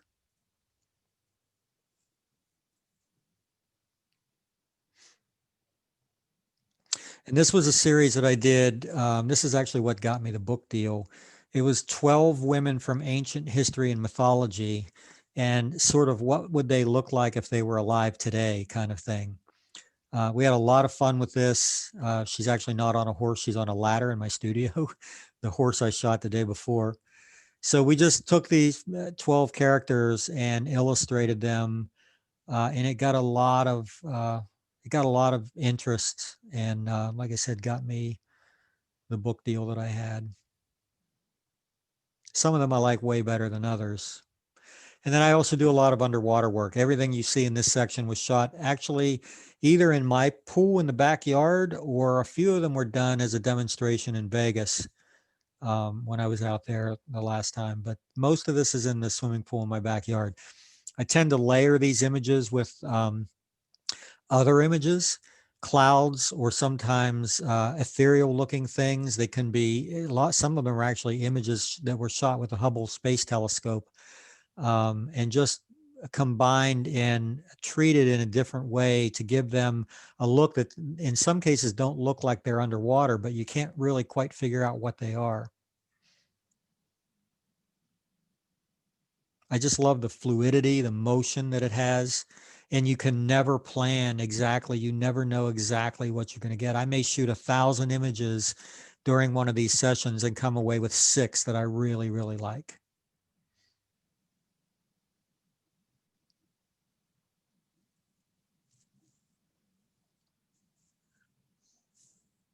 I think we're getting near the end here.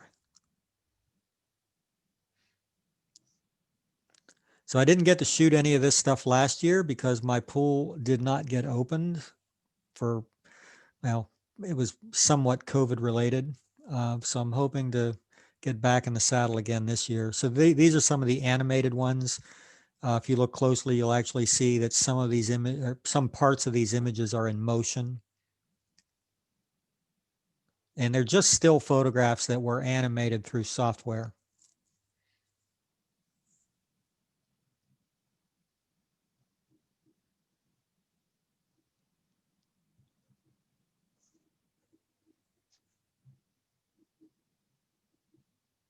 That's one of my favorites. I really like that one.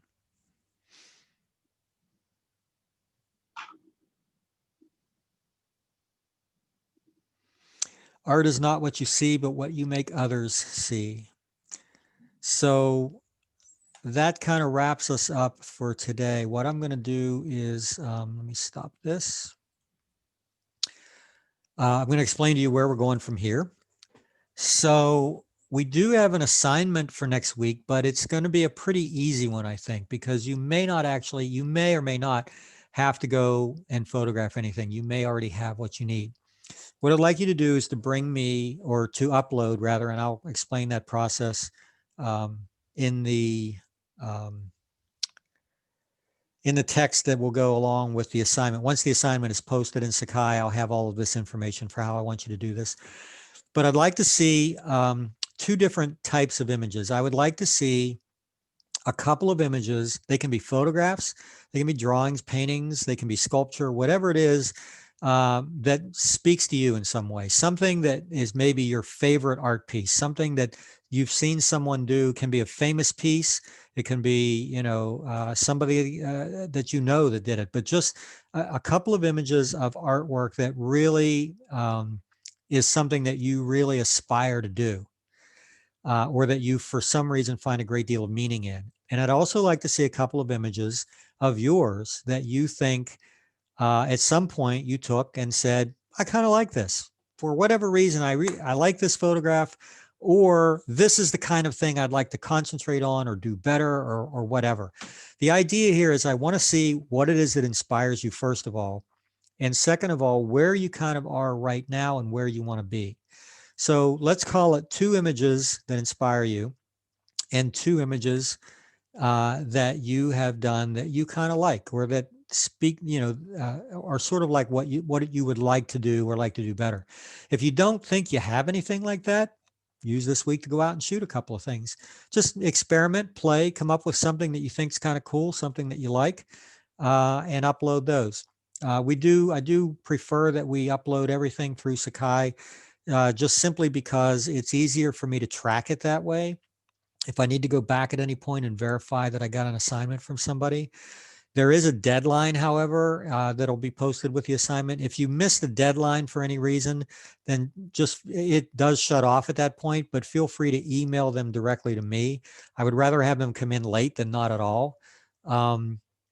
The reason that there's a deadline is because I need to have time prior to class to get them downloaded, organized, look through them, and kind of get my thoughts in play for how I want critique those. And that's actually a fun part of the class, I think, is looking at everybody's images and kind of seeing what their or hearing what their thought process was. So that's what we're going to do for next week. If you have any questions, does anyone have any questions right now? Yeah, that is do you burning prefer on your mind? Do you prefer Professor Campbell or Mr. Campbell? Or something Max, else? you're not muted, but I'm not here. Oh, you know what? Hang on one second. There, Can go you ahead. I now? had my sound turned down. Do you prefer Professor Campbell or Mr. Campbell or something else? What I'd actually prefer is Mark. Okay. But some people have a hard time doing that. And if you want to do Professor, that's fine. But that feels weird to me. Yeah, I don't think I can call you Mark. That feels weird. Well, that's fine. Either way is fine. Just don't call me late for dinner. That's all. But That's yeah, what my professor said earlier when I asked her what to call her. She said, "Don't call me late for dinner." yeah, it's an old line. So Yeah. I think I don't even remember who started it. But anyway, it doesn't matter too much. I still feel like I might be 3 times older than you guys, but I don't feel like it. So it's kind of weird for me. So here's the other weird thing that I didn't let you in on. It is very weird for me to be teaching a college class when I never went to college. Okay, I graduated high school and immediately got into the workforce, and then slowly migrated into photography and into the artistic community. Apprenticed with a couple of photographers that were local, joined associations, learned the craft that way, because to be honest with you, there are no photography colleges out there that are going to really teach you what you need to know. You learn by doing. You need to learn the basics in an environment like this, but to really nail it, you learn by doing. So that's where it went. And after 40 years, I guess somebody figured out that I might know what I'm talking about, and tapped me for this job. So I've been doing it for a couple of years now. So anyway, I have a feeling. So I get a really good feeling, or a really accurate feeling sometimes initially with who I have in my class and what I can expect from you guys. And the good thing that I'm seeing here is that I'm seeing a little more interaction and a little more energy than I have in some previous classes. We've had a couple of good ones, but we've had some real duds too. And I don't think I got a dud here. I think this is, if you're one of those people who's not used to talking, if you're really more of a quiet type person, that's fine. But we want to draw you out a little bit. I want to hear what's going on up here as we go through the semester. So any questions that you have at all, feel free to email me or send through, well, I guess that's the easiest way. You can send me a message, I guess, but emailing is probably the easiest way. You can also text me. My cell phone number is in the syllabus that I sent you. Just don't do it like at 3 a.m. and we'll both be happy. But you can text me anytime you want. I do see those a little more quickly than I would see an email, but I do check email several times a day. So either way, if you need to get a hold of me, do it that way. Everybody good? Awesome, guys. Hey, thanks for understanding the late start. We kind of swished through to get, the full 2.5 hours into 2 hours, but I think we did it. And just so you know, going forward, I like to make sure we cover the material. But if I feel like we started at 4 o'clock and by 6 o'clock we've covered the material, we're going to quit at 6 o'clock. It's more about what we did that week than about what time it is. And I don't think that'll upset any of you. What we won't do is run late. Okay. We will definitely finish on time. We're 4 minutes late right now, so I just lied. All right. We're going to let you go. We'll see you guys next week. Have a nice evening, Professor Mark. Thanks.